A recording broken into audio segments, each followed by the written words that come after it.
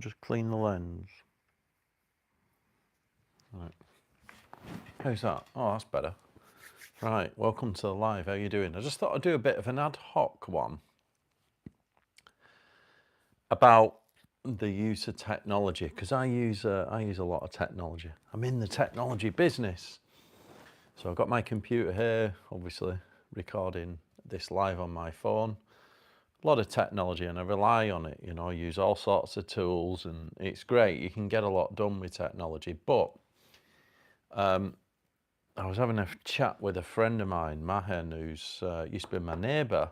He's from Mauritius, and he's told me he's moving back to Mauritius to live in nature, because he's been in tech his whole life. He's a software developer, you know, he's done software his whole life. And he just sort of getting fed up with it, a bit disillusioned with it. And we had this sort of chat about the power of AI and all that, and taking over all the jobs and, you know, all the usual stuff. And he mentioned that, like, there's a lot of skills in life that's like ancient. He was talking about ancient skills that seemed, and he referred to, like, how did the Egyptians build the pyramids with no cranes and like moving huge lumps of stone and marble around, and these obelisks and stuff. And then there's other cultures, like whether it's the Far Eastern cultures or the Mayan cultures, that seem to have done similar when they never spoke to one another. And there's all these kind of lost arts, and yeah, that's true, and that's very distant. But there are things that are a bit more closer to home, like, you know, you could think that technology has always made life easy for man, humans, if you like. And even like the Industrial Revolution, at the beginnings, at the end of the 19th century, start of the 20th century, the Industrial Revolution took away a lot of manual labour. You could say from farming is now mechanised, everything's on production lines, there's machines making everything. That's great. But hello, thanks, welcome to live. So yeah, you know, technology is always automated and, you know, removed a lot of manual labour. But one thing it has done, if you think about technology, whilst it's all great, it's potentially making us a bit dumber, right? And I think, like, some examples of this, right? Word processors, not even AI, not even ChatGPT, but just using a word processor, you know, Microsoft Word, or even your phone, predictive text, spell checkers, right? Even a word processor. And now you've got the next level. You've got these like AI engines like ChatGPT, which will literally just write content for you, right? All right, we can critique that content. And I know a lot about this because, you know, there's a lot of bullshit garbage that's been churned out. AI is now learning on AI, right? But even more simpler than that, I think one of the lost skills that now is almost completely lost is navigation, right? We all now have satellite navigation. So you go out in the car, you bang your sat nav on, you put in a postcode, or, you know, you speak to it and want to go here, and it'll just work out a route. I mean, they're even better than that now. Like in my car, it's like real-time maps, so it'll even, like, live show you where all the best traffic routes are. And if you're going down a route and it finds a better route, it'll automatically ask you if you want to, you know, it'll do that sort of thing. So it's really good. It knows, because it's getting feeds from everyone's sat nav, so it knows the optimum route on how to get there. And you've got all this on Google and stuff now, real-time maps. Whereas I remember back in the day, before sat-nav, you know, the first sat-navs were them tom-toms that you had to buy and plonk in your windscreen. Before sat-nav were about, you used to have to do a route planner. Like, you might have had an online map, and you build a route planner online and then, like, print it out and then follow it, you know, step by step. AA map book, you've got it. I was just going to come on to that. These bloody great big map books you used to have in back of the car. You always put them in the footwell, didn't you, behind your seat? And then anyone sits in back, they'd trample on them. The A3 AA map books you used to get.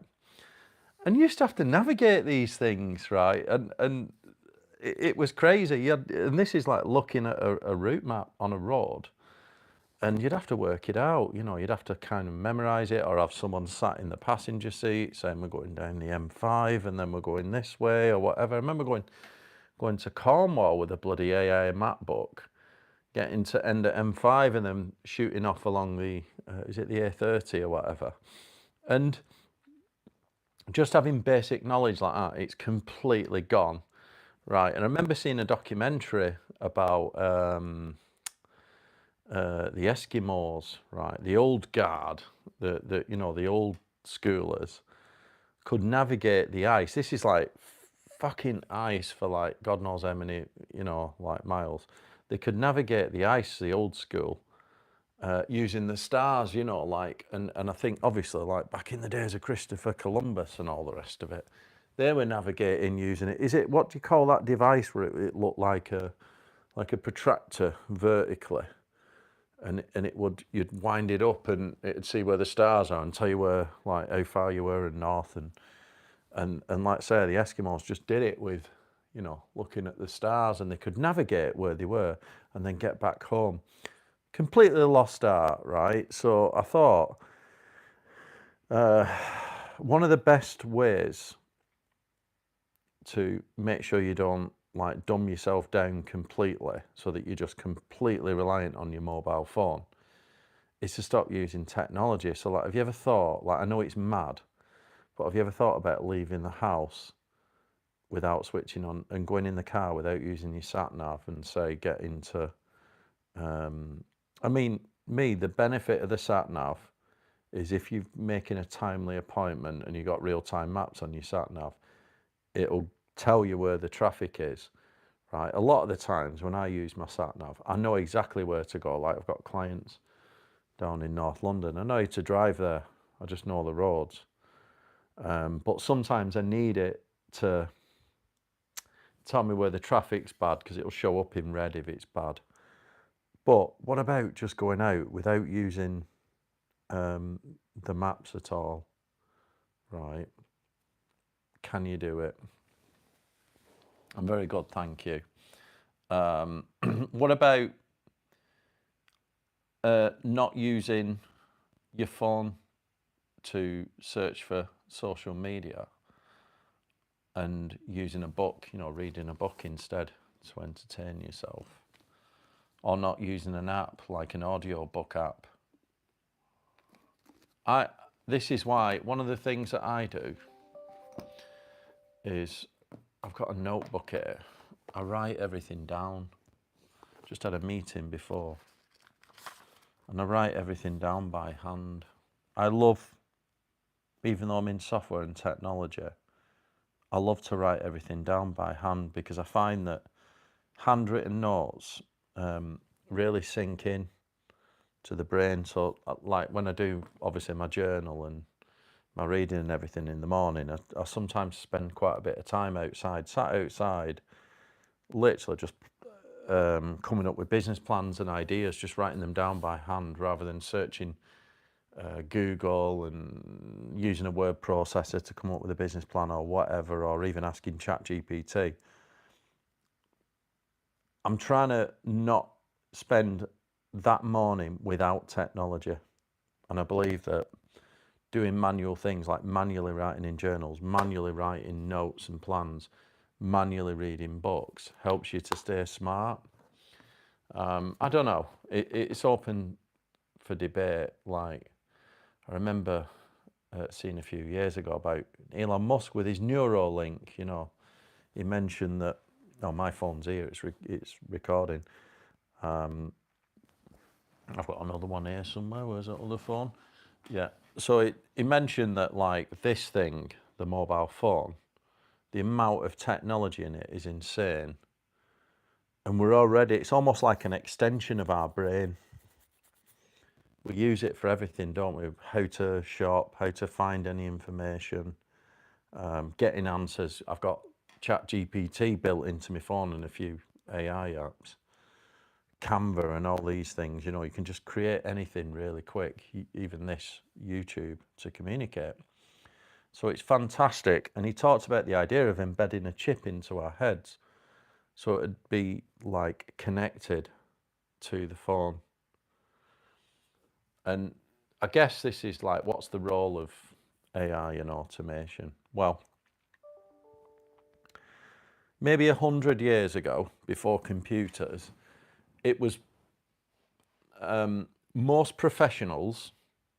So the reason why AI is going to replace jobs is because the need to recite and retain knowledge is no longer needed, right? We don't need to remember anything in terms of information. We just go online, search for it, the answer's there. So there's not much value now in terms of remembering anything. It's even like, you know, in schools, like, you know, calculators. You know, you don't even have to add up. You've got a calculator to do it for you. So, but 100 years ago, if you were, say, a lawyer, you literally had to learn the law and recite it, like, and retain it. Or if you were, say, you know, a town planner, you had to learn about planning, or an architect or something. Whatever your profession was, you had to learn it 100%. Like, I remember learning the building regulations when I was in architecture and construction. I had to learn that, and I literally read the fucking building reg, all these books. I've got loads of them. I've got a stack of them over there. All these like construction books, technology, and learn it. Today, it's built into CAD tools. The CAD tool will automatically put things in the right place in these 3D building information modeling CAD tools. So there's a lot of automation, and today it's not about retaining knowledge. The only thing you have to do today, modern learning is about reason thinking and the application of knowledge. There is no point trying to learn the times tables. Well, all right, there is still a value in stuff like that, but it's more about how you use the knowledge. So if you are using things like ChatGPT, how can you use it? Or if you are using all these tools, technologies, how can you get the most out of it with reasoned thinking? Because these tools, you know, they talk about general AI. Yes, we might be on our way to it, but it's still not going to be anywhere near the level of what the human brain can do in terms of rational, reasoned thinking. So let the computers, let the technology manage the information and recite information and do the heavy lifting. So like, I've built a few private GPTs to do certain jobs for me. Like one is, there's a lot of information for my software business. We do a lot of tendering, you know, like applying for projects. And sometimes when we're answering questions, we just need to find the question that we've already answered, like, and there's literally fucking thousands of answers and just loads, and it's all over the place. So I've built a private GPT that will recite the answers to questions that I've already written somewhere else. It's useful for stuff like that, because I don't want to be spending forever going finding bits of information here, there, and everywhere, looking through documents. No, that's what technology is for. I want to spend my time on applying the reasoned thinking. So I think that's one element. If you use technology, use it wisely. If you're using things like ChatGPT, don't ask it to come up with reasoned thinking. You do the reasoned thinking. I know you got this prompt engineering thing, right? But that is the reasoned thinking. Give it a draft of what you want to do. Don't just give it a one-liner and expect, because it'll just come up with the same shite that's been churned out. Give it. Yeah, all right, I'm back. The screen just sort of froze with me having my hand up there then. Give it some reasoned thought if you're going to use something like ChatGPT. Sorry, you do the reasoned thinking. Don't let ChatGPT do it. Give it an initial draft and then use it to gather information. But wider than that, spend more time doing things the analog way, like me. So analog, journal, reading a book, writing notes, analog. I love analog reading and writing because that, for me, really connects to the brain and really sinks in. I'm in technology. I used to do everything digital, you know, writing up notes on Microsoft Word or whatever, just in a, you know, notes or an email. Never went anywhere, forgot it all. I just, you know, create business plans, all word processor.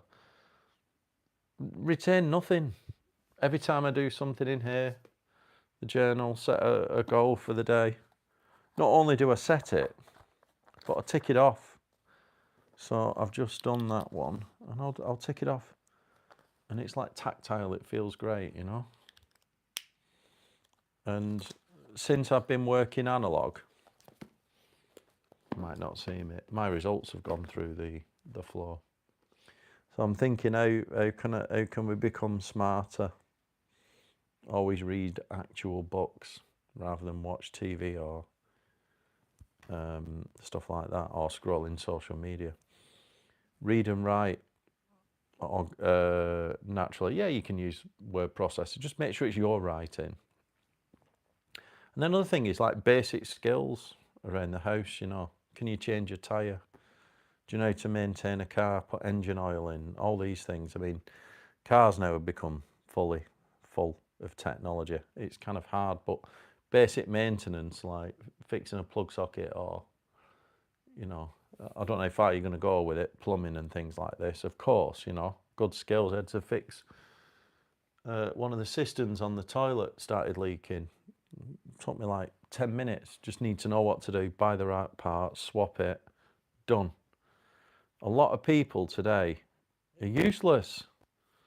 They don't have them basic skills, so you should retain them and just try and do without a bit of technology to become smarter.